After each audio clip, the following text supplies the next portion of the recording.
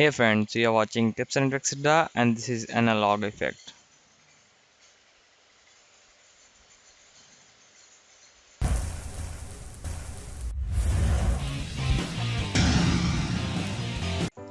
If you don't have subscribed my channel, click on subscribe button below the video and also click on the bell button to get all notifications of new videos. So today we are going to make analog effect. As here you can see in this PowerPoint, here there are many components, but the main components are these three needles which start moving on their back end with the center point. And as here you can see, this smaller one was of second and it moves three times, and in the three times this another needle of minute comes to the same point. As here you can see, this was third and it comes, and when this minute needle take full three rounds, this hour needle comes here. I have using the small unit so you can see the whole effect. So today we will make these three main components and add the animation on them so that they will move on like this. Firstly, we have to open a new file by Control N and come here to layout and make it blank. And now firstly you have to select any picture which you can move like round, but I am here using this line, and here was this line. And now after making the line, come here and give it more weight so that you can look it and make it black or what you want. And here the arrows option, from here you can choose the different type of arrow, and here you can see the different type of arrows, and here I am choosing this one so that it will be clear to you.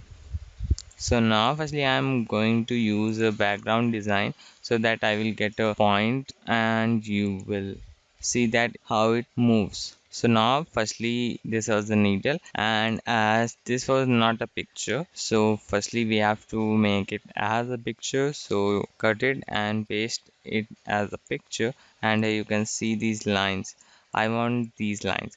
So firstly we have to rotate it, come to format, and the rotate option 90, and once again make it 90 so that its arrow will be upward. And now firstly zoom it, and in this picture, as here you can see, this round was at the middle and the whole picture was at the middle, so we don't have to make it at the middle according to its right to left length. So firstly crop it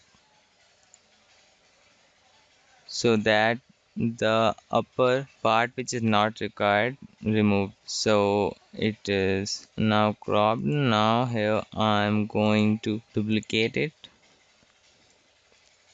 and now put it on the same picture and now rotate it and now make it at this position. As if you want that this arrow will rotate on this point, so you have to do that, you have to place this another at this place. And if you want that this arrow will spin with the center as this circle, this white circle, so you have to place this picture on that circle.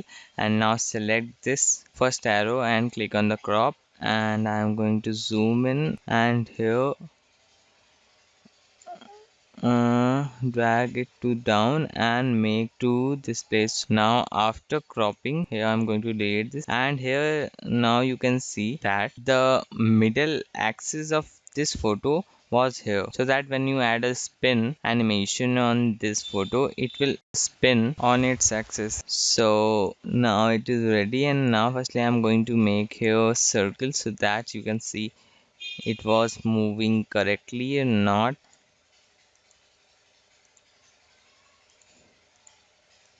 And I am putting it here and making it at the front. And now for animating it, come to animation, and here in the add animation use the spin, and now click on the animation pane, and here make the width previous, and here you can change the duration of the time as you want. I'm making it 1 second and making it clockwise. It was 360 clockwise, and also you can make the counterclockwise. And here in the repeat option I am repeating it 3 times so you can see that effect. And now I'm going to play this. Here I am clicking, and here you can see it is spinning at this axis. And as I have told, if you want that it will spin at the last point, so you can change the that photo which you have duplicated and place it at the downward. And now I'm going to play, and here you can see that this the new arrow was spinning at last smallest points of this arrow. So this was a new effect that you can use in making the clock or anything else. And you can also use this animation as when you are using like a bench and you want to add a spin like this, that another photo will come from downwards and it will stand like this effect. As here you can see the other photos comes from downward, as here you can see. In that way you can also use this effect.